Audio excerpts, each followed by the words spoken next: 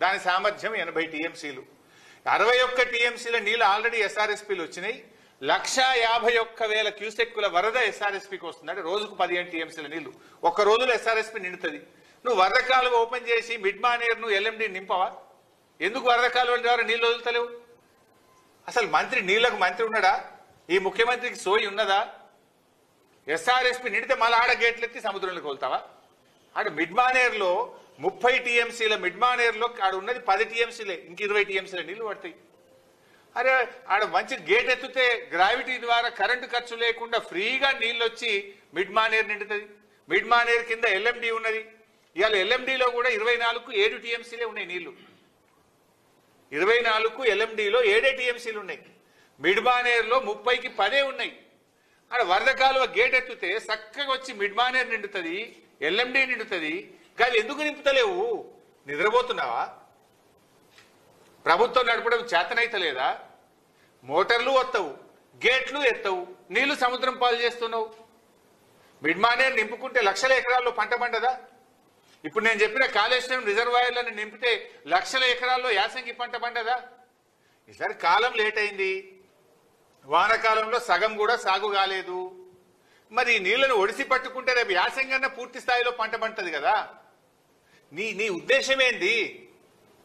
ఎందుకు ప్రాజెక్టులు పడావు పెట్టి నీళ్లను సముద్రం పాలు చేస్తున్నావు? What is wrong with you? వెంటనే మేము 2 విషయాలు డిమాండ్ చేస్తున్నాం. తక్షణమే రోజుకు 2 టీఎంసీల నీళ్లు తేవచ్చు ఎల్లంపల్లికి వెళ్ళి. 7 మోటార్లు ఉన్నాయి ఎల్లంపల్లిలో. 7 మోటార్లు నడిపితే 22,000 క్యూసెక్కుల నీళ్లు మిడ్ మానేర్కి వస్తాయి. ఎందుకు 3 మోటార్లే నడుపుతున్నావు? ఎందుకు 3 నడుపుతున్నావు? ఎందుకు నీళ్లను సముద్రం పాలు చేస్తున్నావు? తక్షణమే 7 మోటార్లు వత్తాలే. 2 టీఎంసీల నీళ్లను మిడ్ మానేర్కు, మిడ్ మానేర్ నుంచి రోజుకు 1 టీఎంసీని అన్నపూర్ణ, రంగనాయక సాగర్, మల్లన్న సాగర్, కొండపోచమ్మ సాగర్, బస్వాపూర్ రిజర్వాయర్లకు తేవాలే. యాసంగి పంటలో లక్షలాది ఎకరాలకు నీళ్లు ఇయ్యాలని చెప్పి మేము కాంగ్రెస్ ప్రభుత్వాన్ని డిమాండ్ చేస్తా ఉన్నాం. ఎస్ఆర్ఎస్పీ వరద కాలువ గేట్లు ఎత్తండి, వరద కాలువ ద్వారా మిడ్ మానేర్ నింపండి. మిడ్ మానేర్ నుంచి ఉన్న కాళేశ్వరం మోటార్లను ప్రారంభించి అన్ని రిజర్వాయర్లు, చెరువులు, చెక్ డ్యాంలు అన్ని కూడా నింపాలని చెప్పి మేము ప్రభుత్వాన్ని డిమాండ్ చేస్తున్నాం. ఇక్కడ అర్థం చేసుకోవాల్సింది ఏంటంటే, అన్నపూర్ణ అయినా, రంగనాయక సాగర్ అయినా, మల్లన్న సాగర్ అయినా, కొండపోచమ్మ సాగర్ అయినా, బస్వాపూర్ అయినా వర్షపు నీటితో నిండేటి కావు ఇవి. These are the artificial reservoirs.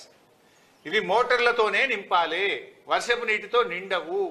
ఇది నింపి పెట్టుకుంటే వానకాలంకి ఏమైనా తక్కువ పడితే వానకాలంకి వనికి వస్తుంది. లక్షల ఎకరాల్లో యాసంగి పంట పండుతుంది. పోయిన యాసంగిలో 5 లక్షల ఎకరాల పంట పండింది. మరి ఎందుకు ఆపుతున్నావు? అరే కళ్ళ ముందు నీళ్లు సముద్రంలో కుదరబట్టి ఏం గోసపెడతావు? రైతుల్ని ఎరువులు ఇయ్యక గోసపెడతావు, పంటల బీమా లేక గోసపెడతావు, వ్యవసాయ పనిముట్లు అంతకే అసలే ఇయ్యవు. ఆ ఉన్న నీళ్లను సముద్రం పాలు చేసుడేంది? ఇలా నువ్వు చేసే కష్టమేంది నాకు అర్థం కాదు. కరెంటు ఫుల్లు, నీళ్లు ఫుల్లు, కట్కొత్తుడే కదా. ఇలా ఏమైంది?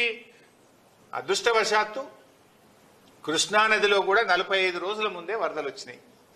ఇలా కృష్ణానదిలో హైడల్ పవర్ ఫ్రీగా జనరేట్ అవుతుంది ఉచితంగా. జూరాలలో కరెంట్ ఉత్పత్తి అవుతుంది, హైడల్ పవర్, జల విద్యుత్తు. శ్రీశైలంలో ఉత్పత్తి అవుతుంది, సాగర్లో ఉత్పత్తి అవుతుంది, పులిచింతల్లో ఉత్పత్తి అవుతుంది. రోజుకు 42 మిలియన్ యూనిట్లు కరెంటు ఉత్పత్తి అవుతా ఉంది. 42 లక్షల యూనిట్ల కరెంటు ప్రతిరోజు ఉత్పత్తి అవుతా ఉంది.